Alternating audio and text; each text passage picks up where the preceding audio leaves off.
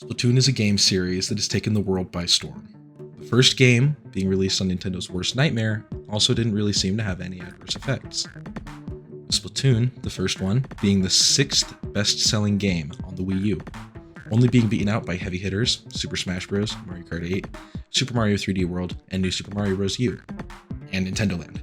All the games on this list, sans Nintendo Land, made their way to the Switch in one way or another. In the case of the Mario games, they were all ported with minor upgrades. Super Smash Bros. For Wii U was followed up with the Ultimate Super Smash Bros., and Splatoon got Splatoon 2. Honestly, it was kind of the perfect sequel for people to play if they had never played the first game. A few years after Splatoon 2, we get Splatoon 3, and everything is hunky-dory.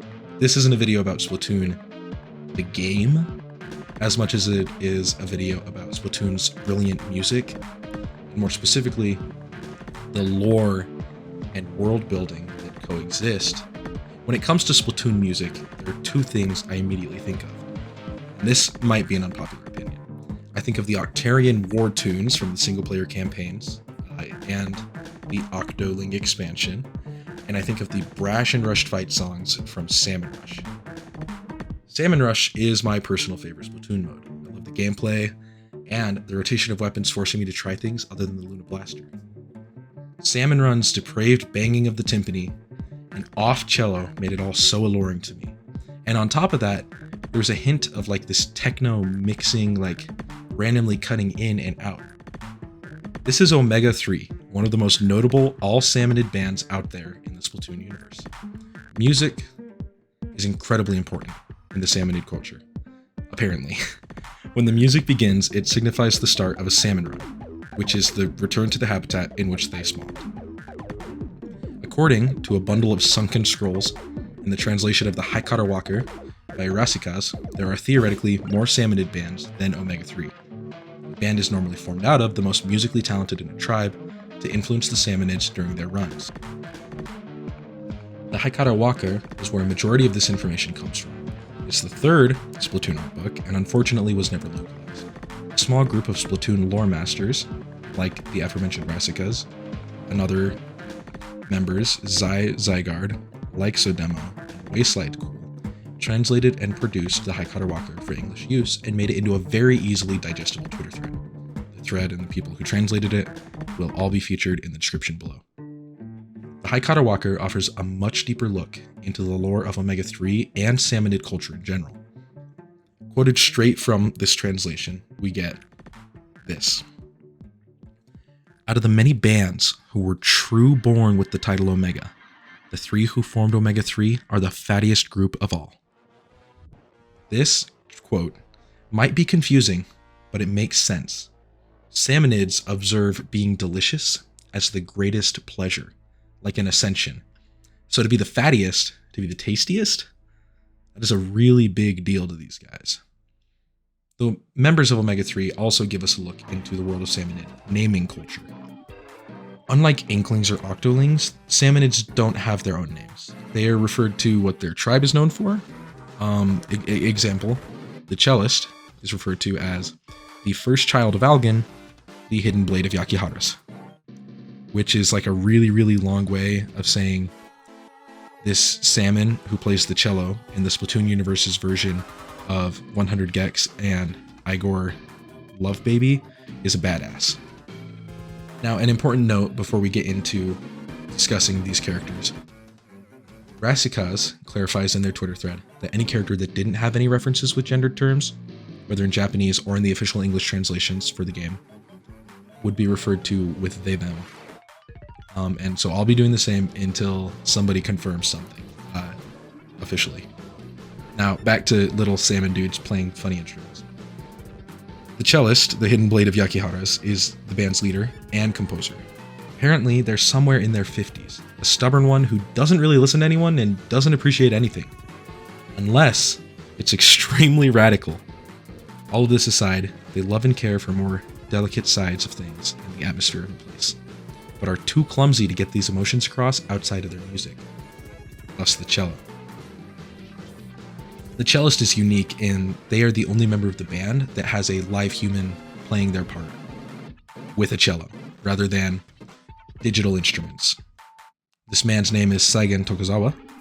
I may have messed that pronunciation up.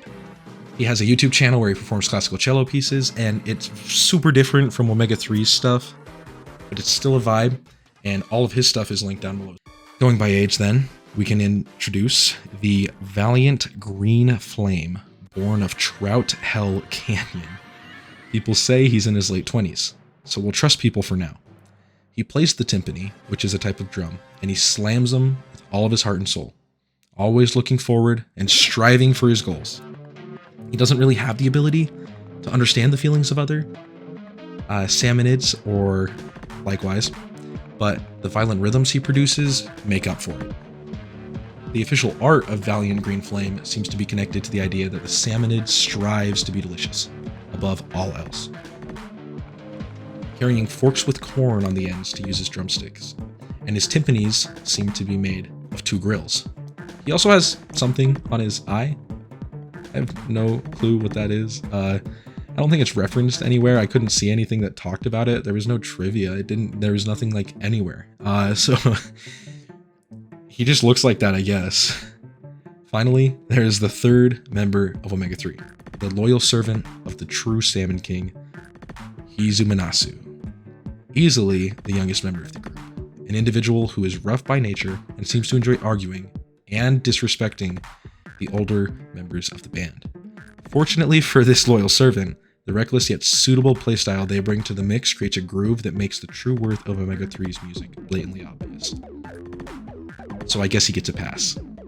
I personally love the design of this little guy. The tied up hair, the tongue rings, the tank top, the comically large DJ headset. This is like peak Salmonoid design. Or Salmonid design. I think that if Salmonids ever become playable, like Octowings did, this is what I would want my playable Salmonid to look like. So then, before we end this very small, just bite-sized little rabbit hole lore dump, I just want to point out my favorite Omega 3 song. Give it a little listen. It's called Fishing Frenzy.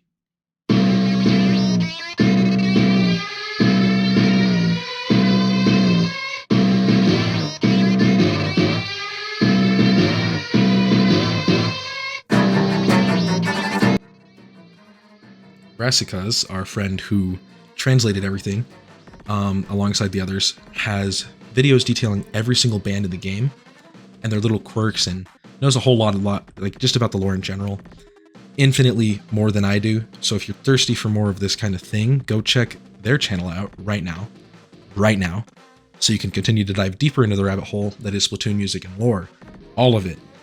And maybe if this does well enough, I could talk more about the bands that I like, more opinionated, because I'm obviously not the lore mastermind here.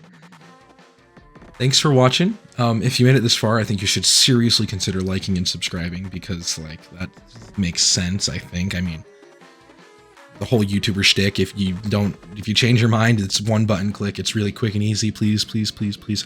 Anyways, I was planning on releasing this video like a week ago, but Pokemon Scarlet and Violet came out and they were really good. Kind of. So I'm going to be doing videos on that for like probably the next 3 months until Pokemon decides to release the DLC. Also, Fire Emblem Engage is coming out in January.